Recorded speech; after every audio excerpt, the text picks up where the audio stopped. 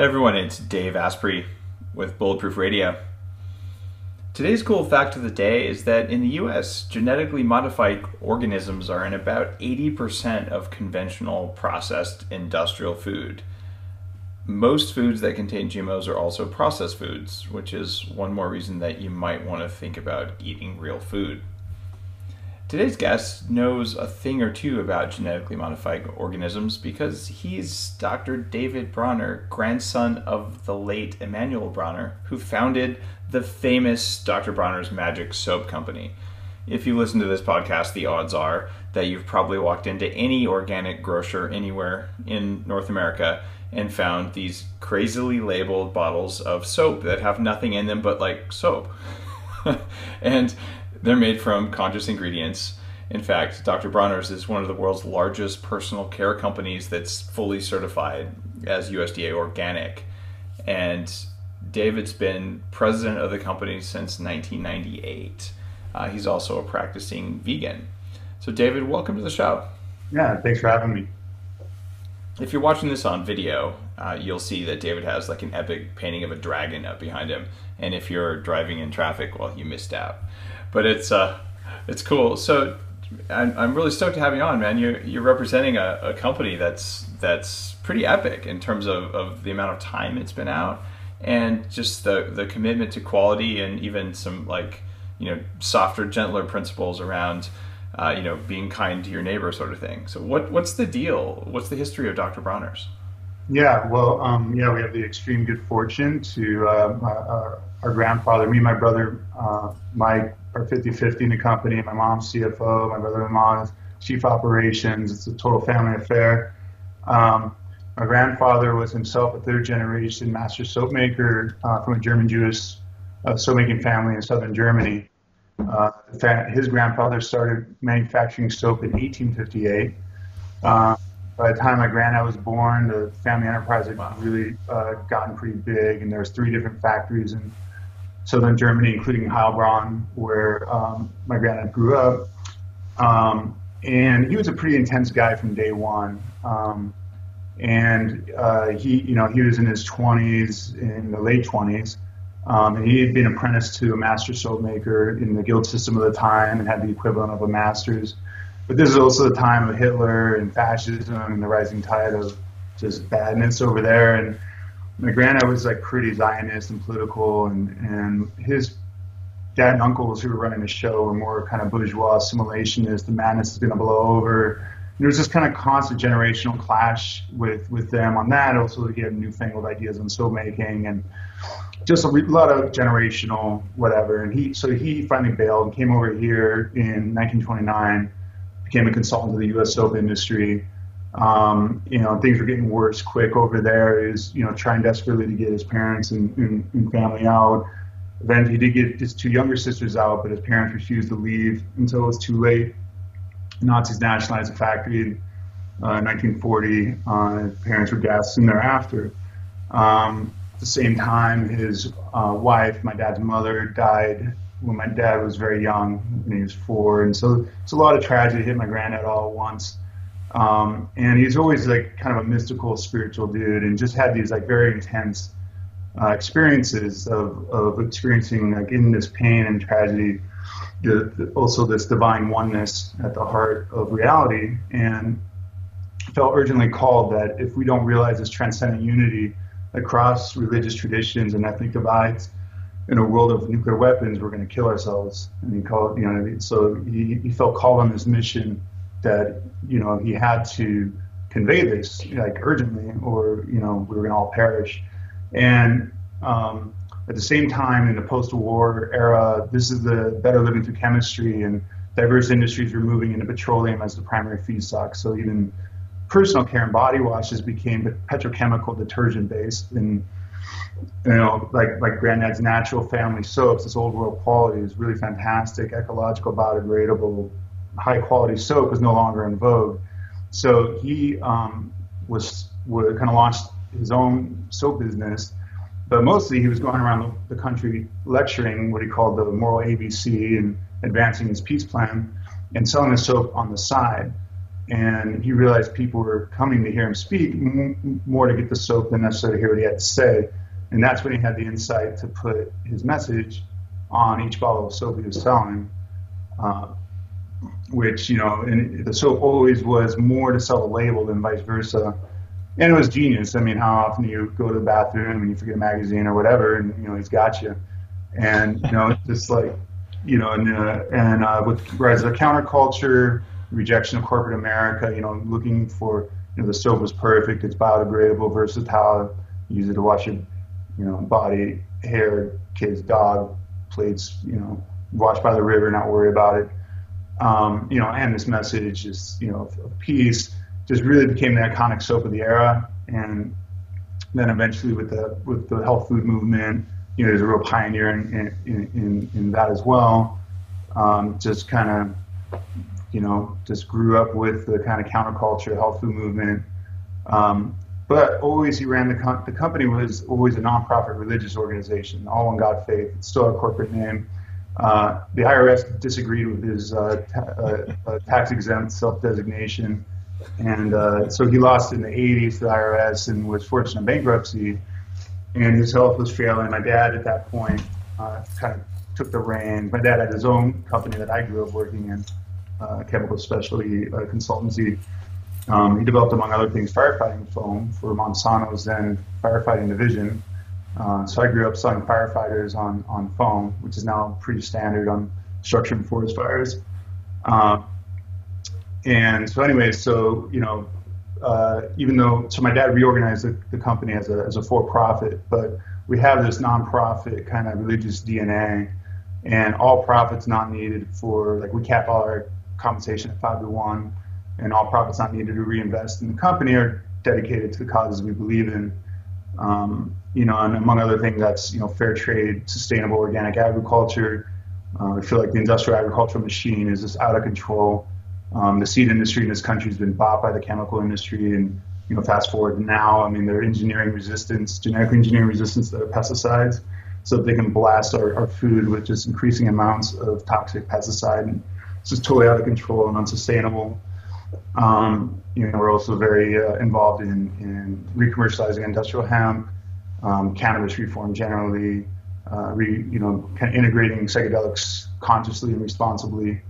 I'm on the board of MAPS, Multidisciplinary Associated Psychedelic Studies, and we actually hosted them at the Burn this year. And they're just, I think pretty much one of the best projects on the planet, and, helping. Talk a little bit more about that. I mean, I've touched on my own use of ayahuasca and things like that, but I suspect some listeners might not know about MAPS. Sure. So MAPS, it's somewhat of a mouthful, but it stands for Multidisciplinary Association of Psychedelic Studies. And its founder, Rick Doblin, he founded it in the mid-'80s, the year that DEA scheduled MDMA, ecstasy. Like MDMA had been used by an underground psychotherapeutic community with great, just huge positive results, treating trauma and post-counseling. And, inevitably, though, it got out onto the street and became this huge recreational deal. And then, DEA, this is the Say No to Drugs, drug war zealot hysteria, scheduled it. And Rick did a great job fighting the machine. And there's actually a really good book out there I highly recommend called Acid Test, and it's primarily about Rick Doblin and his project. So he's just been working the system. He actually went to the Harvard Kennedy School, did his PhD on bringing psychedelic medicine through FDA approval process, which he is now in process of doing, and he's just working the system hard. It's just getting high-level allies plugging into this project. He's getting huge support now from the Veterans Administration and just making all kinds of headway, because obviously the military's got a huge problem with treatment-resistant PTSD. All these veterans are just completely traumatized, and their suicide, there's more, people died more from suicide than actually in the war, and it's horrible. But this is basically a miracle drug. This is a drug that, when it's used in a psychotherapeutic context with a trained therapist, just enables incredibly difficult emotional material to be worked on and without re-traumatizing the person, which is kind of the problem with PTSD, is when those memories come up, they just re-traumatize, and it's just a bad cycle. But Rick's also been very open about non-medicinal use, and he kind of sees it all as medicinal. And but he's also involved in cannabis for PTSD, LSD, psychotherapy. I mean, the primary project focus is MDMA, just because organizations need to focus. There's another organization called Hefter that's doing the psilocybin, like doing really good work with psilocybin over at Johns Hopkins, bringing that through for end-of-life anxiety and cancer patients, and having some really incredible results, and there's some real nice coordination going on. But I guess MDMA and psilocybin are kind of the main, and ayahuasca are kind of like the main psychedelic medicine crossover points into the larger culture. Ayahuasca, because it didn't have all the baggage from the counterculture in the 60s. It's like, and it's kind of more or less impossible to use recreationally. You could say that again. Like, you go to a rave and throw up on everyone and then lay around. Yeah, that's just not so fun. Yeah, right. I mean, it's like some hard, difficult work, right? I mean, it's great when you're in the blissed out love space, but yeah, I'm with you there. Now you're actually supporting these things with your work with Dr. Bronner's, or are these sort of like, do you make donations to these, or these are sort of personal projects you work with? Like, what's your relationship with these companies, or say these nonprofits who are working to legalize molecules that exist in nature? Yeah, so I would say it's like my personal and professional life are integrating ever more closely. I have a very supportive family, and it's a little spicy. We each kind of have our projects and kind of passions and causes, and this one is maybe a little spicier, and traditionally it was kind of handled outside the company, even though that was where the funding source was. But I think my family is getting more comfortable with us being kind of more public about it, but it's still a little bit in the background. I mean, we're more public facing on other causes such as, fair trade or GMO labeling or organics. Psychedelics is still somewhat spicy, but nonetheless, it's like hugely important for everybody to stand up and kind of speak out, because I mean, this is a religious war on our sacraments, and the way we're going to fight and free them is, standing up to the power and being, hey, I'm a responsible business person, rocking my life, father, coach, son, whatever, husband, and these sacraments and psychedelics are very helpful. So as that happens, kind of like taking a page from the gay rights movement and just coming out and speaking your truth, we'll get there. Well, I'm with you on that. Many of those things, and yeah, psychedelics have improved some of my levels of performance and certainly haven't harmed me. So, it's one of those things where when you're willing to talk about it, you find out that there's someone on either side of you who also did it and just never mentioned it. So it definitely has some of the flavor of what happened in the 60s and 70s with the gay movement, where like there's more of it happening than you know. Right.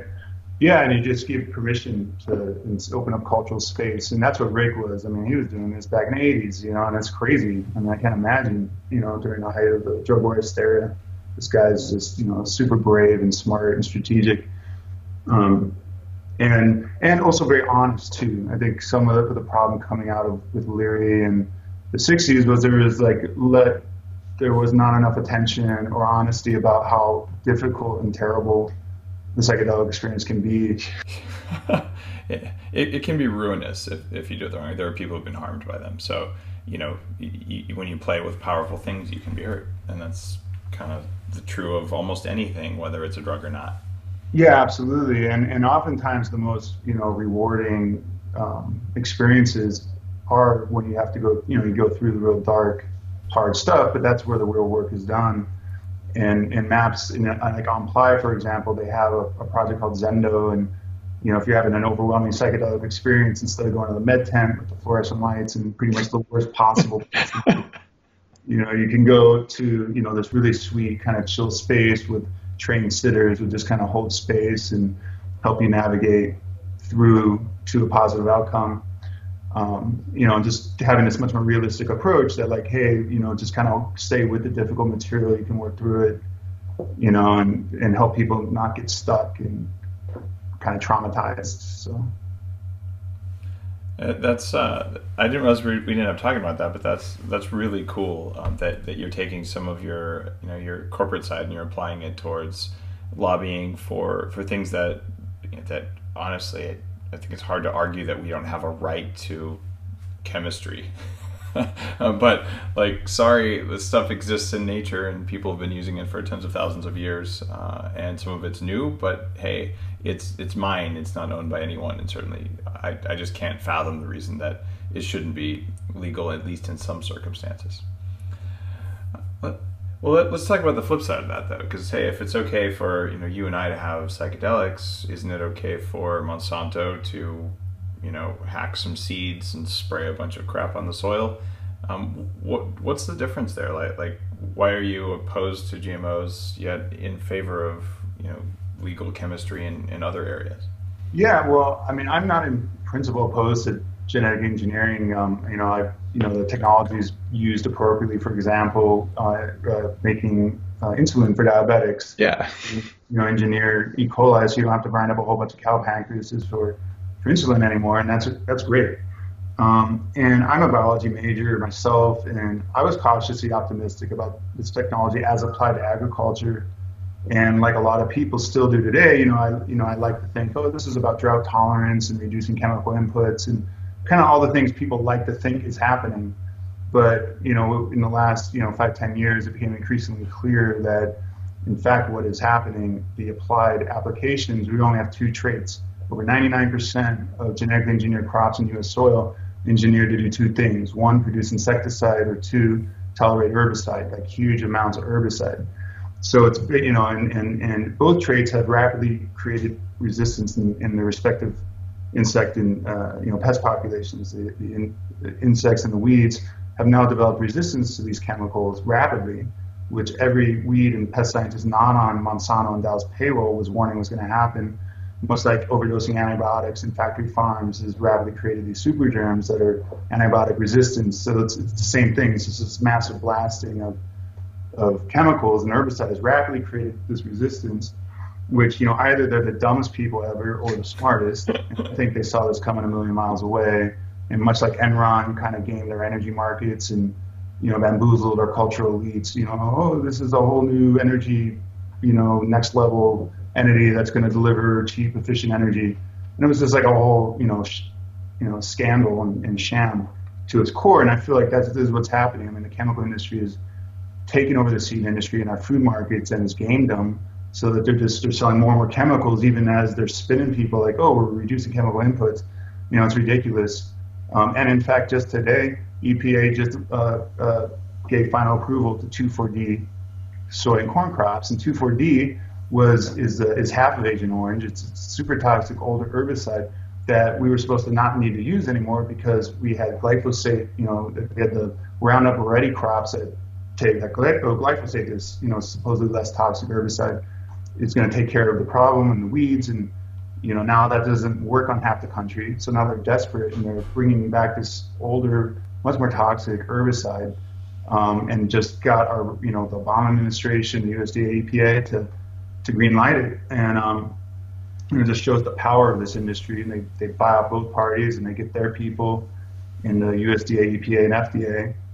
And so we're just basically getting our food is just increasingly saturated in their chemicals, and genetic engineering is this process on steroids. It's not backing off. This whole kind of charade of, oh, we're going to have less chemicals because of genetic engineering is completely false.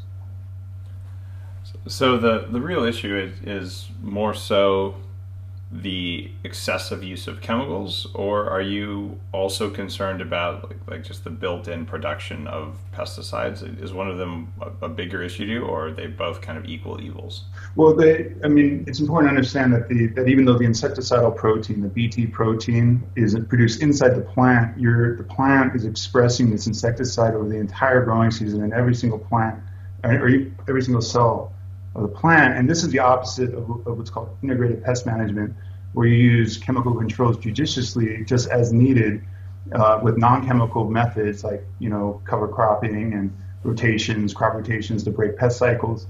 And instead they've just been blasting glyphosate and using the Bt insecticide on these corn on corn on corn cycles that, just because, we got the ethanol boondoggle where 40% of corn acres now is going into our cars and it's completely inefficient, negative energy return model of, another scandal game that they've got going on. So expressing the insecticide within the plant itself, I mean, you're putting huge amounts of this insecticide into the environment, and that is rapidly selected for resistance. So now they're putting all these soil injected insecticides, again, that we were supposed to not have to use anymore. Now we're using 50% of the BT corn crop.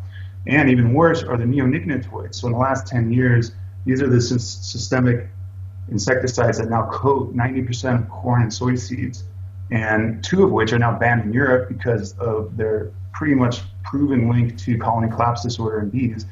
This is like the BT trait doesn't work because they just overdid it. So now they're just putting all these other more powerful, worse insecticides than ever.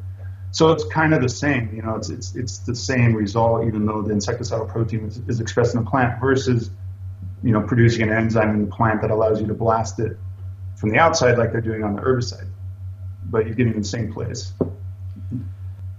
So a lot of the research that I've done on this, it involves soil biology, and when you spray glyphosate, what you're doing is you're making the soil fungus pump out 500 times more of the toxins that it makes.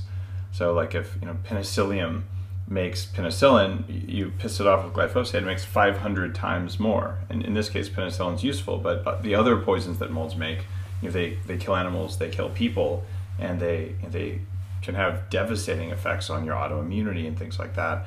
So by genetically modifying the seeds and then spraying this stuff there, what we end up with is a whole broken soil biome. And a lot of people listening, they understand like a gut biome, like these are the bacteria in your stomach, we all know about probiotics, but the same thing happens in your garden. And when you start spraying this stuff on there, it's kind of like what happens when you take a bunch of antibiotics. It destroys your ability to break down your food, and we've done it to our soil. And that's the reason that I'm particularly concerned about genetically modified organisms. It's the spraying of the chemicals, and there's also probably some immune and some allergy things and some fertility issues with genetically modified seeds themselves. However, I don't think there's enough research to say that conclusively, but I would like to know so I could experiment and see whether I'm eating it or not. And what work are you doing around just labeling of GMOs? Yeah, well, I mean, labeling is key because, once you give consumers informed choice, then they can make wise choices to not consume the genetically engineered food. And, and I share, I'm not necessarily super motivated by the potential ill effects of the genetic, the actual genetically engineered proteins themselves. But, it does give me pause and cause for concern. But there is no doubt that the herbicides and the insecticides are very toxic, and that's very much saturating our food. And then to the point you're making there about the soil, that's crucial. It's dirt, it's dead. It's not these. They to take genetically engineered corn to harvest, they're using at least eight different pesticides now, and they're using. There's fungicides that never were necessary. Now they need to put like 3 different fungicides on them. They're using 2 or 3 different herbicides, 2 or 3 different insecticides. The plants are sick, the soil's sick, the system's sick. It doesn't have the natural beneficial organisms. It doesn't have natural pest predators. It's just this completely broken system, and they're just pouring more and more chemicals into it to get these things to harvest. So yeah, so labeling is it's kind of the easy initial step. Banning these things is that'd be great, but that's a bigger lift, and a lot of people are not ready to go there. But you can have a debate about the merit or lack thereof of genetically engineered food, but we all have a right to know what's in our food, and that's something that's a winning proposition. Except for, of course, these guys have infinite money and just spend tens of millions of dollars confusing people to vote against their own interests, making up stories how a simple label disclosure is going to drive up cost of food $800 a household, or just spreading all kinds of disinformation. They never take on labeling directly. It's always kind of like, well, labeling might be a good idea, but this is just the worst measure ever, and just make up a bunch of crap. about it, and it's just like the same type of regulation in effect in 64 other countries that American food companies already label for, but they've just successfully been able to manipulate and confuse voters to vote against their own interests. California's super disappointing, Washington's super disappointing, but we've learned from these campaigns the food movement's really getting its act together. We just won in Vermont in May. There's like a huge breakthrough. Jackson County in Oregon, in Southern Oregon, led by family farmers, because they banned genetically engineered crops, and the Willamette Valley grows out a lot of the organic seed for the rest of the country, or just seed in general. And they're growing out of this herbicide-tolerant, Roundup-ready sugar beets. And the sugar beets are crossbreeding and contaminating all the brassicas. So there's just all kinds of different plants getting contaminated with this herbicide-tolerant genetics. And the fact that they not only beat them, but they crushed them, like 66-34, being outspent 3-1. I mean, it just shows there's just a lot of momentum happening. In Oregon, I feel like it's just an ideal battleground for that reason, among others. So, I live on a really fertile, large island on Vancouver Island, and there's lots of agriculture around. And I would love to see the whole island turn into a GMO-free zone, because you can preserve like soil biodiversity when just everyone does it, because you have a natural barrier. I have no idea if that will ever happen, but I would totally support that kind of an idea, where doing it in a county, doing it in a valley, doing it in a geographically contiguous space, so that we can preserve natural soil biology. Because if we keep doing this everywhere, we'll have permanently altered the planetary biome in a way that's, honestly, we have no idea what we're doing. And spraying these chemicals everywhere has long-term, multi-generational consequences. And I agree with you, labeling is the first thing to do. What is Dr. Bronner's doing? I mean, are you directly supporting these initiatives? You say we won in Vermont and whatnot. So are you applying sort of company resources to supporting the idea that people should know what's in their stuff? Yeah, absolutely. We're major financial contributors to the different political efforts across the board. Pretty much if you're a group or entity like doing good work, we're going to support you. And then organizationally, right now in Oregon, our head of marketing, Christina Valghese, is actually based in Portland, and she's a real force. And we're just leveraging, like, we have like 30 demo people in stores traveling around. We actually got these neon blue turquoise GMO corn seeds from Ray Seidler's amazing former senior scientist at EPA. You just watch from the inside out the collusion between the chemical industry and the EPA as they just eviscerated any meaningful regulation of GMOs and pesticide. So we've got these, this great visual prop we're rolling around with. But yeah, in general, we're just leveraging all our different resources into these fights. At the same time, marijuana, cannabis reforms on the ballot there. So, which, I never thought I would be only spending 1% of my energy on that, but that's kind of like we've reached a cultural tipping point, and I'm not really that concerned about it. Whereas genetic engineering, we're close to, I think, a transformational moment. I mean, it's still another decade or something as far as anything super fundamental, but I mean, we're kind of running out of time, like you say, and you can't do this. We can't be killing the soil, and there's only so much chemical load we can do on this, and there's the recovery period. And I mean, we have to just become conscious, make good choices, make wise, sustainable food choices, and change our agricultural policies that are just, reinforcing all the bad agricultural practices and punishing the right ones. How do you keep bad stuff out of your soap? I mean, there's a lot of agricultural inputs that go into Dr. Bronner's soap.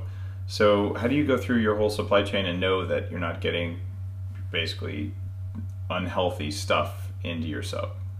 Yeah, well, we're certified organic under the USDA's National Organic Program that certifies food, which is not a perfect program, but it's pretty meaningful and rigorous. And depending on your certifier and your own degree of integrity, you can do a lot to guarantee the purity of your product and ingredients. And we actually have our own projects in our major materials. So coconut oil is our number one material.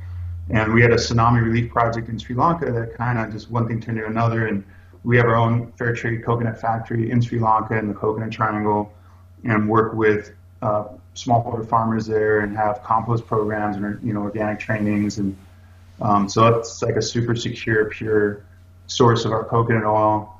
We have a really cool palm oil project in Ghana. It's biodiverse. It kind of grew out of this nonprofit that was doing really good work. Palm oil plantations in Indonesia are generally horrible and are destroying rainforests and orangutan habitat, and is just really bad. So we've got a really cool project in Ghana. There's actually another really cool one in Ecuador that we're starting to partner with. Olive oil we source primarily from Palestinian farmers in the West Bank who didn't grow organic. And then, to be clear, we're not anti-Israel. We source a minority, 10% of our need from the Israeli side. Dr. Bronner's sister actually went to the Engel kibbutz out of Nazi Germany, and I've got family through Israel.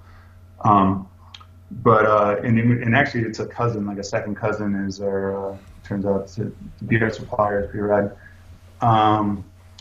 And let's see, hemp oil, we use certified organic hemp oil out of Canada. I guess fortunately, as far as genetic engineering goes, we don't use any at-risk ingredients. We don't use any soy, corn, canola, cotton materials in our products. So we don't have, fortunately, those kind of problems that other companies do.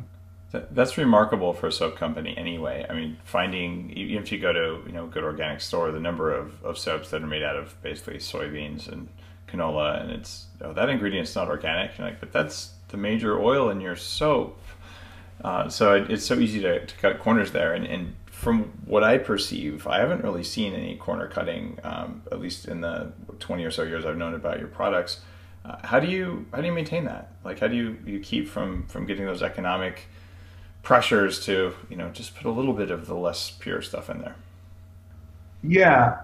I mean, we've just been rewarded and lucky to be able to make the right choices and have customers who support what we're doing. And if we have to raise prices, we explain, hey, we're going organic, fair trade, this is why, and people dig it. So, we're just in a real fortunate position, and I don't know, whatever, good karma. Like, so, I guess we're lucky, and, we really try to, do the right thing. And, it's not like we're perfect. There's definitely, less than perfect things going on, but, for the most part, we're always trying to do the right thing. And it's our ethics. I mean, our ethics is like, it's not just what we do with our profits out there. It's like, what are we doing in our backyard? Like, our operation needs to be clean. Our supply chains need to be clean. As like the first responsibility, before, giving money to the, breast cancer foundation, because that's your target demographic that you're going to sell your cosmetics to. That's like a lot of the social responsibility that motivates other companies, and it's pretty kind of hollow. And whereas for us, it's, at the core. So yeah, it's mostly we're just very fortunate, I think, to and it's not like we don't have difficult decisions to make, but generally we've just taken the high road and kind of left out, I guess. You've just kind of built a company culture where you just don't do that. Well, it's admirable. I mean, you're doing a lot of work there. It helps have some scale, but I share the similar values there. Like, you just don't want to cut quality to make an extra 20 cents. Like, it's not worth it, and it's not what people want. So you have to lie if you want to cut quality and not tell people, and that's just not cool. So kudos for sticking with that for 150 years. That's something I haven't seen a lot of companies do. Yeah, thank you. I mean, a good example recently actually was Costco. So we're going into Costco, and we had a certain projection, and we just went into a test in Northern California, and it was like, holy crap, it's just taking off, and it's crazy. And if we actually were to go nationwide or just grow too fast, I mean, on one hand, it's like, wow, that's like $10 million that we're leaving on the table if we don't do it. And, look at all the good we can do with that. But then on the other hand, it's like, well, that's going to totally this stress and destroy the supply chains we have. It's going to force us to go to uncertified sources. And, if we just kind of do it more organic, just take a little more time, we can just go ahead and just grow into this.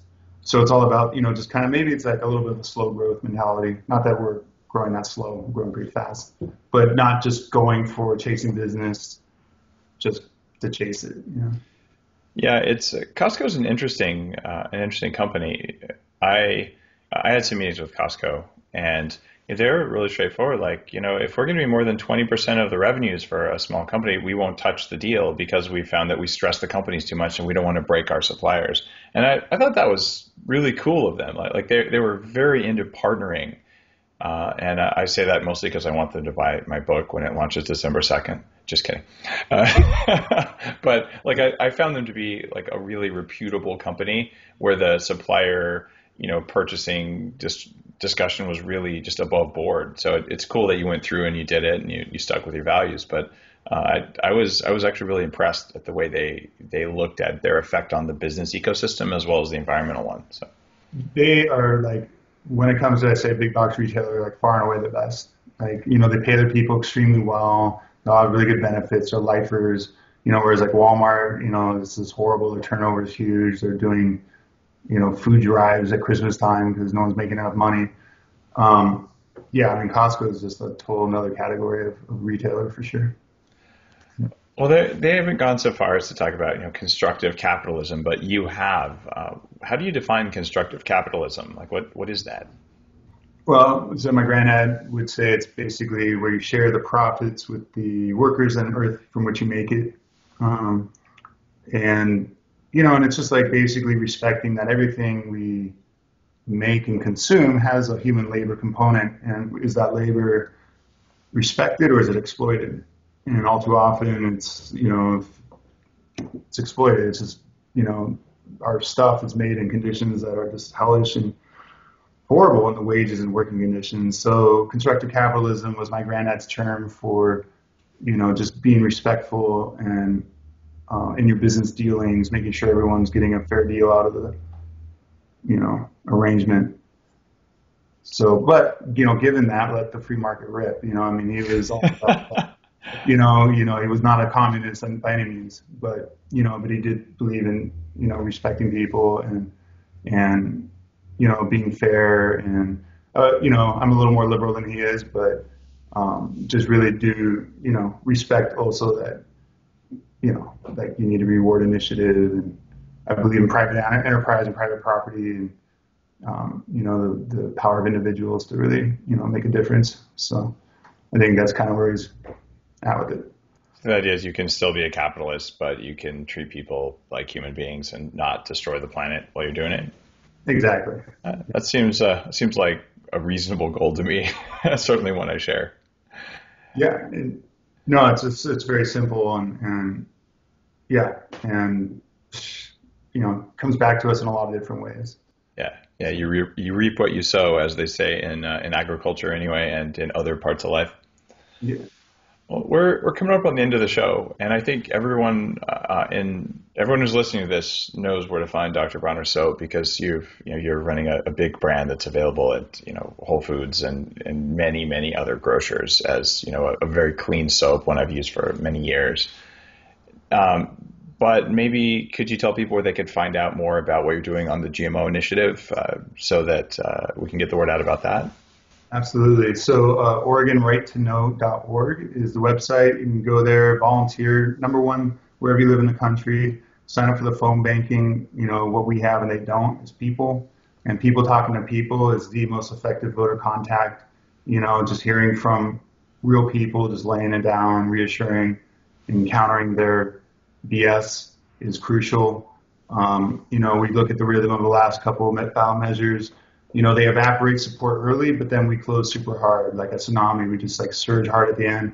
We've almost won twice, 49-51, hard close losses, and feel like this time in Oregon we've got it. So if we get enough people signed up, plugged in, we have this. But then also we need firepower. So whoever's in a place that they can donate, we do need to have critical mind share on broadcast TV. We need to be talking to people where they're at, and a lot of times that's in front of the nightly news, and just making sure our messages and messengers have reached a threshold.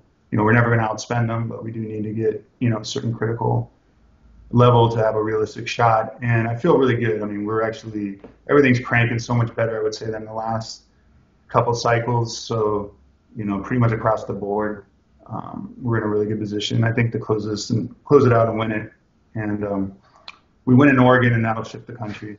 That means like New England will go, we'll get New York, Massachusetts, Rhode Island, remove the triggers in Connecticut and Maine, join Vermont. New York and Connecticut are in the second circuit with Vermont. That'll flush the second circuit, where right now we're in a legal battle, or the movement's in a legal battle with biotech over Vermont's mandatory labeling. And courts are very political. They respond to the cultural zeitgeist, and if we make this a cultural inevitability, then the courts will do the right thing, and if we don't, then it's more dicey. So, well, it's awesome to see an entrepreneur running a sizable company, spending so much energy and time on something that matters like that. And thanks for paying attention, and thanks for caring. I really appreciate you doing that. Say that URL one more time. It's OregonRightToKnow.org. All right. We'll link to that in the show notes. But given the timing of this and that November 4th, there's a vote on this. It's called Measure 92 in Oregon. I would love to see that win. Like we need more wins like that. This is not to ban anything. It's just to say, hey, I have a right to know what's in my food. And I just can't see a reason to vote against that. And if a food manufacturer tells you it's going to raise costs, that's a lie. I am a food manufacturer. I make chocolate, I make coffee, I make edible oils, and it's not going to change anything meaningful. I had to put a sticker on there anyway, and doesn't change the costs. No, it's ridiculous. Well, there's one question I've asked every guest on the show, and I honestly have no idea how you're going to answer it, but I ask everyone based on their life.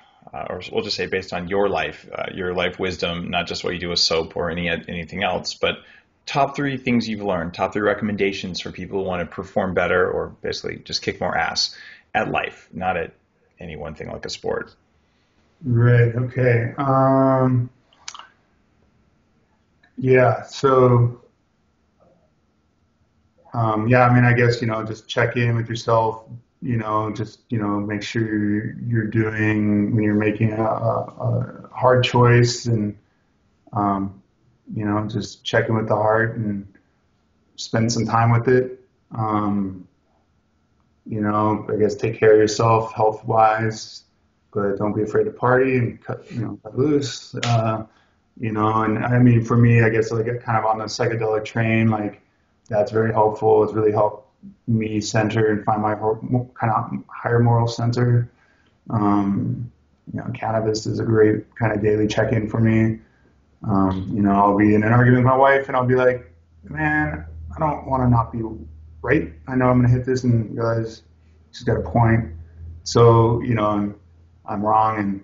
But obviously that's just the best that you can just have, like something that can help you, realize your higher truth. And I don't meditate, but I'm sure that's another super valid path.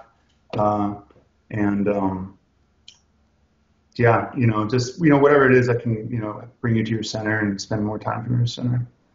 Awesome. Yeah. Well, thanks. It's been great chatting with you. I really appreciate all the work you're doing. I got to say, if you're listening to this and you haven't tried Dr. Bronner's soap, it's legit. Like, it smells good and it's got nothing in it. My rule at our house, one we follow pretty well, is if you wouldn't put it in your mouth, don't put it on your skin. And you guys make that cut. So I appreciate that. Yeah. Awesome. Yeah. And brushing your teeth, we're going to come out with toothpaste. It doesn't, it's not the best tasting, but yeah, it's super healthy and won't hurt you. I can't wait to try it. Yeah. Sweet. Yeah, well, thank you, Dave, for having me and the opportunity. A lot of people don't realize that I went to a great deal of effort to make Keurig-compatible coffee cartridges. This means that if you have one of those machines that can take a K-cup, you can use the Bulletproof coffee cartridges in the same machine. The difference is that the Bulletproof cartridges, which are not licensed by Keurig, are made from 100% recyclable materials, and they're nitrogen flushed for maximum freshness. You can check those out on upgradedself.com. There are actually little bubbles still coming to the surface, just like a freshly steamed latte. but the flavor is something that you wouldn't expect. It is creamier and more delicious than a latte ever has a chance of being, not to mention it has metabolic effects, like it helps you lose weight and it makes you feel amazing focus for hours and hours.